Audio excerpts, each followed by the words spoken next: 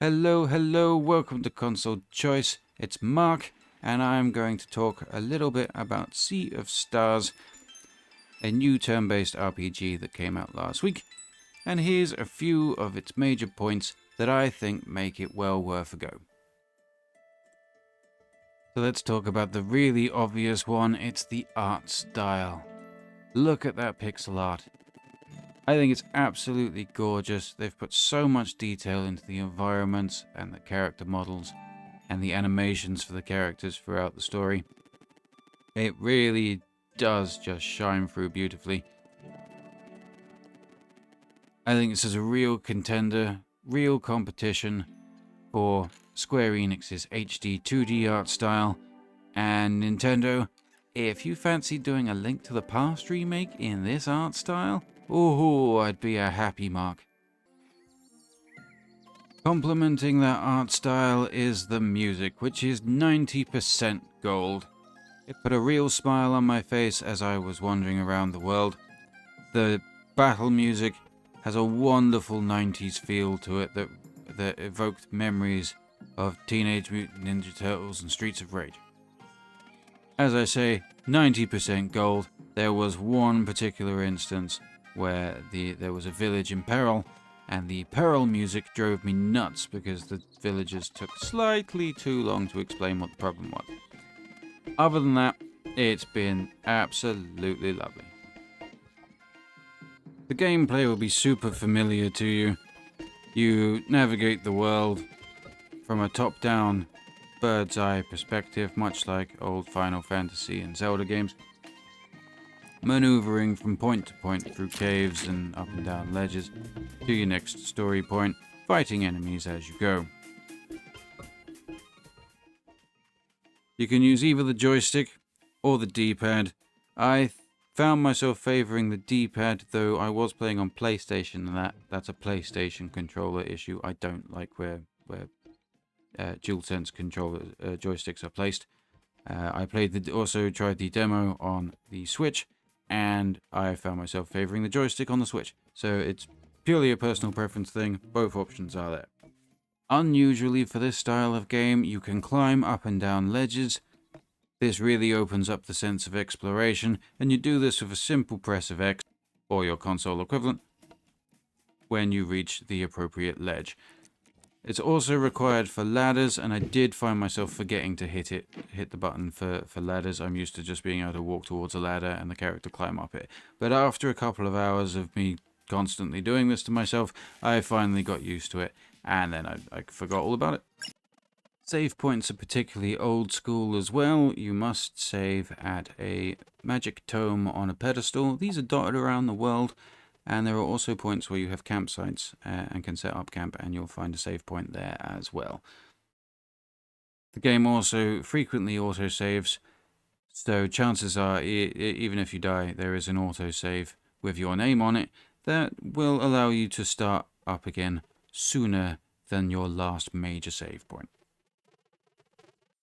The combat will be super familiar to you if you've ever played an old-style Final Fantasy or a Pokemon game or Dragon Quest. It's a turn-based combat system.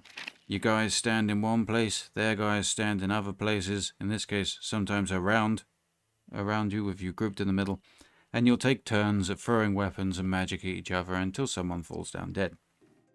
It does involve an engaging use of action prompts to increase your attack or your defense if timed appropriately, and this combined with a enemy weakness system and a mana system forces you to really think strategically about how you approach a group of enemies particularly, and this helps keep you very engaged in the fight throughout. The weak point system for each enemy will only be displayed at specific points, so you have to make the most of the opportunity and attack them when they're actually exposed, because by the time when that enemy moves again, those weak points won't be visible to you anymore, and you won't be able to exploit them. This combined with a system where your melee attacks will knock the mana out of your enemies, which you can then gather into orbs and hurl back at them in the form of magic-infused melee attacks, means you are required constantly to think about whether you're going to boost your character with the mana attack, or exploit an enemy's weakness, or save these points up for a bigger hit further down the fight. It's worth noting that once you enter a combat situation, unlike most turn-based attack systems, there is no option to run away, so you're gonna fight or die. Good luck to you. When you level up after combat, you are given a few options on attributes to increase for your characters. Each individual character will get this choice. The game will mix up which attributes you can increase every time you level up, so there's no danger of you over-leveling or under-leveling specific attributes in a character. Equipment upgrades are, of course, also a standard for games like this. Nothing more fun than finding new armor. However, it offers no cosmetic changes, so your characters will look the same throughout the game no matter what. They do make it super clear when you're selecting equipment as to which stat it's boosting, which character it's specifically designed for, and whether it is an upgrade or downgrade. When you buy a new piece of equipment from a shop, it will automatically let you equip it to the appropriate character, and will even, and this is a lovely touch, let you sell the inferior piece of equipment that you already possess straight away. A little detail I love about the inventory section, it has a specific items for sale section, so there's no troubling over whether you're about to accidentally sell a key item or a weapon you actually need. There's just a big old section for things designed to be sold for money. Lovely. Sea of Stars has been lovingly crafted by true fans of the old school classics. Whether you're a seasoned hand at JRPGs or just curious about this one, there is a charm to this game that has a real chance of making you smile.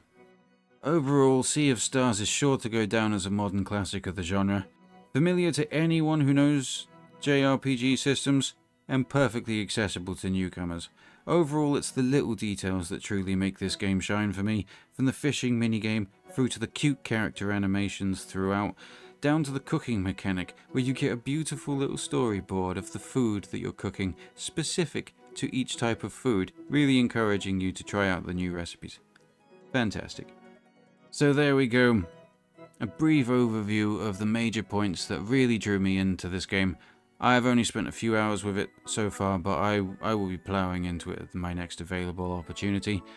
Has the added advantage also that this is apparently about a 30-hour runtime, which in a year of things like Hogwarts Legacy, Tears of the Kingdom, Starfield is about to come out, it's a real breath of fresh air to have a game that you can clear in a couple of weekends, rather than having to devote your entire life to it.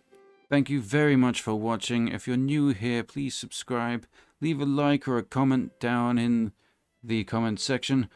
Are you going to give this one a go? Are you going to skip it over? Is this kind of game just not for you? I'm Mark. This is Console Choice. Have a lovely day now.